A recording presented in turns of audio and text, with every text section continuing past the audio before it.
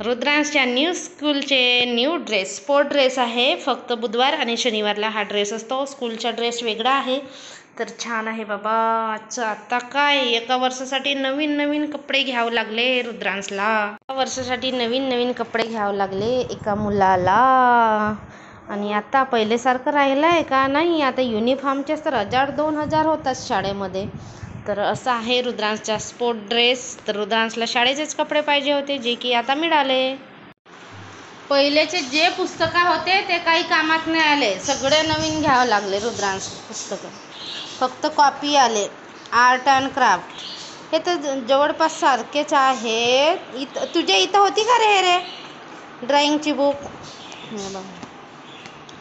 हिंदी बालगीतमाला हे CBSE pattern आहे. तिथं पण CBSEच होती. ते बी CBSE होती, पण थोडेसे वेगळे आहेत. थोडेसे का सगळेच वेगळे आहेत. सगळेच नवीन पुस्तकं घ्यायला लागले ना. पहिलेचे पुस्तकं रद्द. हे तरी डायरी 65 रुपयाची डायरी आहे. हे कशासाठी?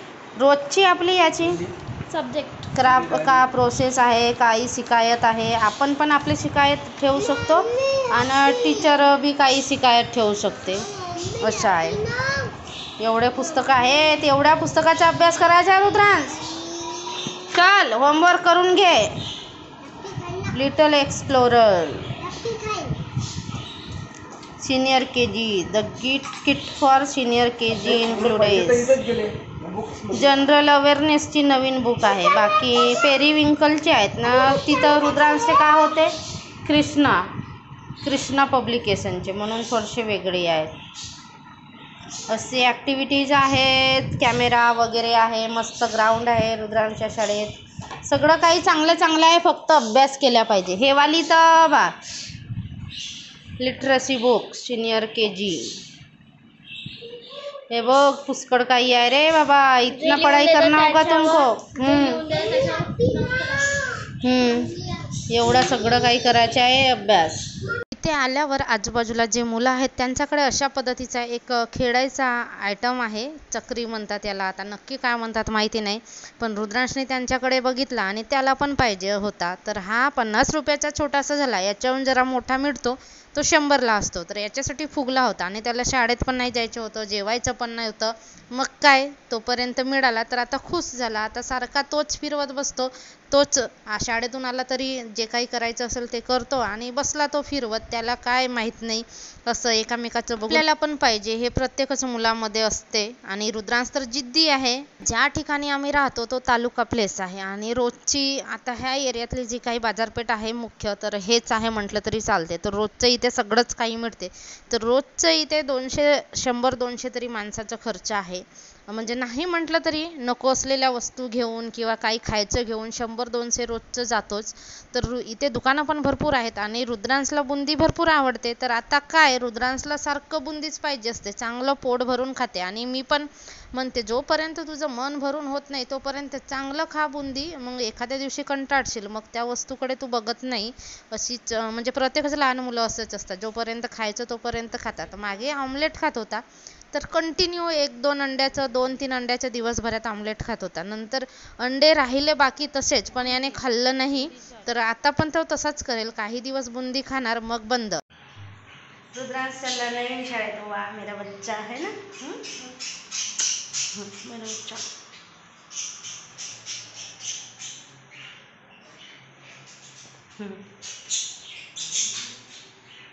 चला. कोणाचीच वेळ नाही झाली, फक्त रुद्रांशची वेळ झाली.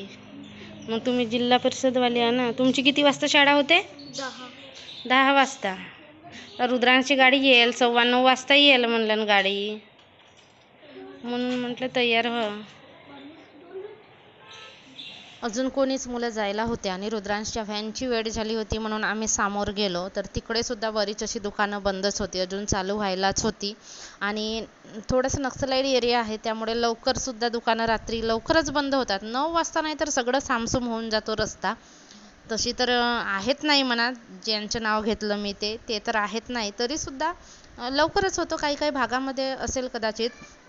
तर मंडळी, आपल्या चॅनलवरती आपल्या व्हिडिओवरती व्ह्यूज येत नाही, तर मला पण कधी कधी प्रश्न येतो, आता आपण व्हिडिओ टाकायचे की नाही टाकायचे. खरंच वाटते तेवढं सोपं नाही यूट्यूबवरती काम करणं. एखाद्याचं चॅनल चांगलं ग्रो करते आणि असं मला वाटते की आपण चांगलंच काम करतो तरीसुद्धा आपल्याला व्ह्यूज येत नाही, तर इतक्यातच बंद करावं, नाही टाकावं की काय असं वाटते. पण आता बघू पुढे जाऊन काय होते. तर अशा काही गोष्टी आहेत ज्याच्याने थोडंफार आता टेन्शन यायला लागलं. उगाच आपला दिवस काय म्हणतात, आपण सारखं मोबाईल उघडून बघतो, सारखं चॅनलला बघतो, YT स्टुडिओला बघतो, पण त्याच्यात काहीच फरक दिसत नाही. म्हणजे व्ह्यूज दिसतच नाही, व्ह्यूज डाऊन होतात उलट. तर मग काय अर्थ असं वाटतो. आता बघू काय होते. तर आणि काही काही लोकांचं काही नसते तरी इतके व्ह्यूज येतात, नवीन नवीन लोकांना तर इतके व्ह्यूज येतात, माहीत नाही बाबा.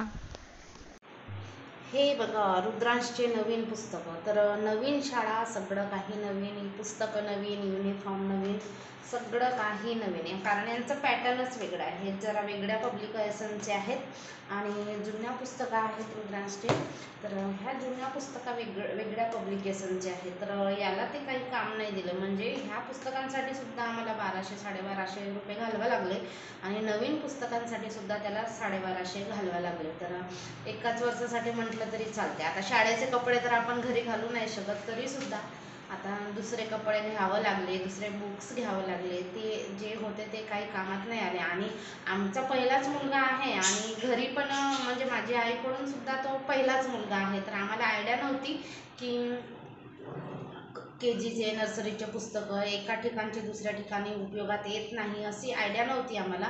त्याच्यामुळे हे सगळं घोळ झालं आणि पैसेसुद्धा गेले. जाऊ दे, गेले तर गेले, पण आता काय करणार. आम्हाला पहिलेच माहीत नव्हतं ना की आपली बदली होणार आहे. आणि असं तर नेहमीच होते, 3 वर्षापासून होतंय की बदली होणार, पण होत नव्हती आणि फायनली झाली. तर वह्या, पुस्तका सगळ्यांचा नवीनच खर्च आला. असो, काही पण असो. तर अशा काही बऱ्याच गोष्टी माहीत नसतात आपल्याला, ज्या भागामध्ये जातो आपण. म्हणजे आता समजा, आता आम्हाला आम्हाला माहीत नव्हतं की हे पुस्तक इथे काम नाही देत म्हणून. तर आम्ही तिथे गेलो तेव्हाच आपल्याला माहिती पडलं. तर अशाच काही गोष्टी असतात ज्याच्यात आपण जात नाही तेव्हापर्यंत आपल्याला माहीत नाही पडत. तर असू द्या. रुद्रांशला व्हॅनसुद्धा लावली, म्हणजे इथून 2-2.5 किलोमीटर शाळा आहे. तर माझं तर मी आता गाडी पण येत नाही मला, स्कूटी, आणि घरी स्कूटी पण नाही आहे. आणि काय म्हणतात, रुद्रांशचे पप्पा तर दुपारी त्याच बागेला जातात, नेऊन देतील, पण आणायच्या वेळेस जरा प्रॉब्लेम येते.